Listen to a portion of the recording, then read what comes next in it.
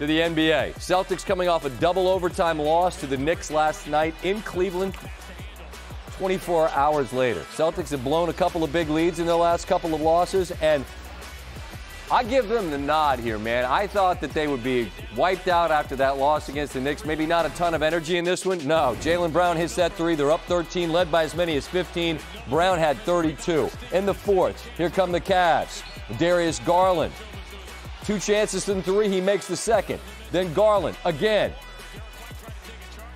Not the true corner 3, but close enough. All of a sudden, it's a 3-point game. Plenty of time. 30 seconds left.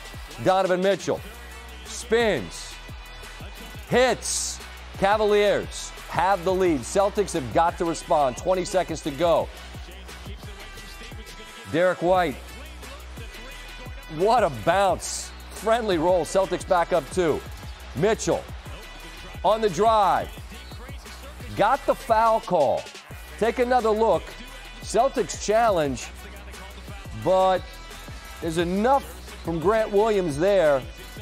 The call stands. Mitchell goes to the free throw line with a chance to tie. Second one rolls in. We're tied at 109. Celtics, a chance to win it in regulation. Peyton Pritchard.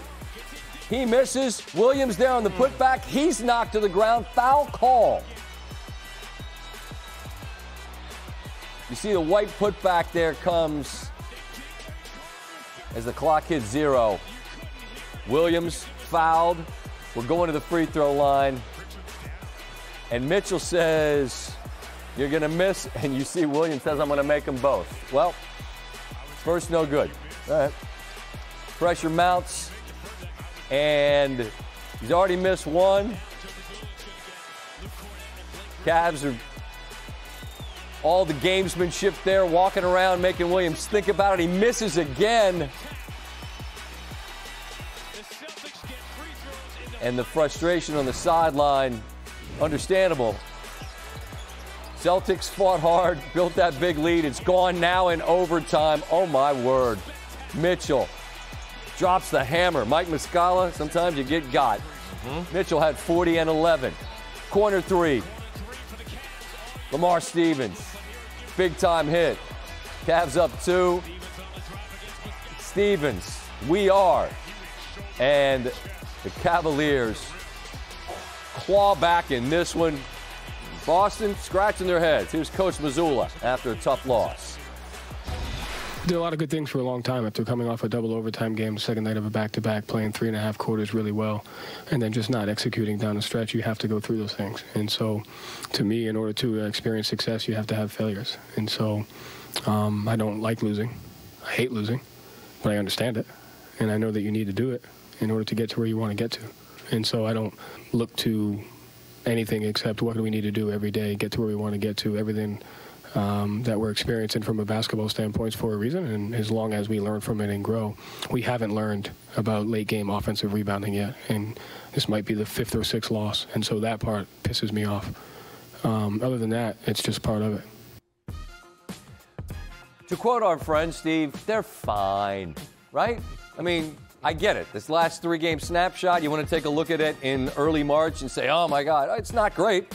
They blow a lead of at least 14 after doing that against the Knicks and the Nets as well.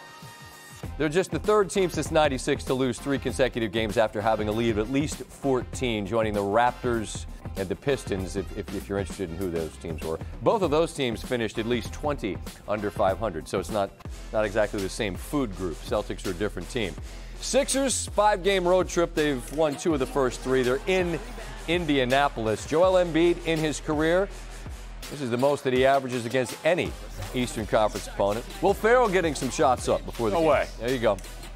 I imagine he probably lives a pretty fun life. 2-man game, Embiid, Harden, Embiid. Sixers up 1. 68 all in the second.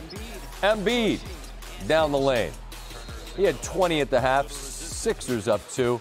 Pacers down 2. Tyrese Halliburton. This is your 2023 NBA. It's a 79-78 halftime score.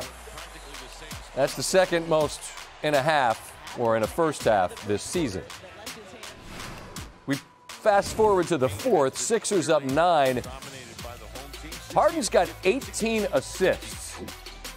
We're working there with Embiid, and we're up to 19 assists. Harden kick ahead, Jaden McDaniels. Harden 14 points, 20 assists.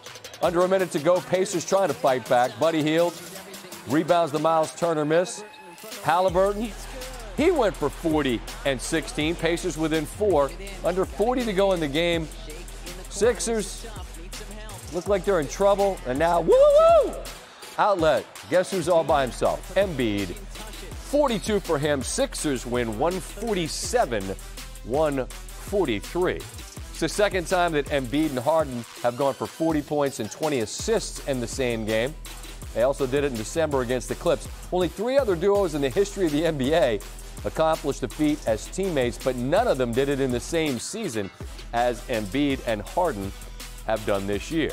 Nuggets 6.5 games clear of the rest of the West. People still sleep on and disrespect them. That's their issue. They're hosting the Raptors. Under 4 to go in the first, Nuggets down. Jeff Green, go ahead, Jeff. Still repping the DMV in the league. Nuggets down 6. Down 5, Nikola Jokic gets tangled up with Scottie Barnes before he cuts to the basket. Jokic lobs to Aaron Gordon. Nuggets trail by 6. Jamal Murray present. Murray hits the 3. Nuggets down 3. Nuggets still down 3. Murray cuts through the Raptors defense. All of a sudden, it's a 1-point game. 30 seconds to go after the Nuggets took the lead on free throws. Murray, Gordon, fouled by Jakob Poeltl.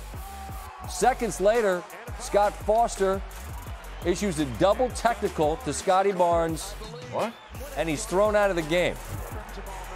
Nick Nurse is furious, and Barnes can't believe it.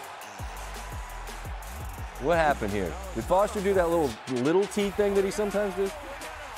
Barnes is frustrated, says something, and Foster gives him the gate. Nuggets knock down free throws, and the Nuggets come back to win by 5. Here's Nick Nurse on the situation. I think it's a great game that looked like it was coming down to a great ending. That was a little bit unfortunate that we didn't get to see a good ending. I think, well, especially on the one Scottie got ejected on. I mean, there was absolutely nothing there, nothing. And if Scottie wasn't involved, they called the foul on Yak. There was nothing there. But anyway, tough breaks at the end. Thank you for watching ESPN on YouTube. For live streaming sports and premium content, subscribe to ESPN+.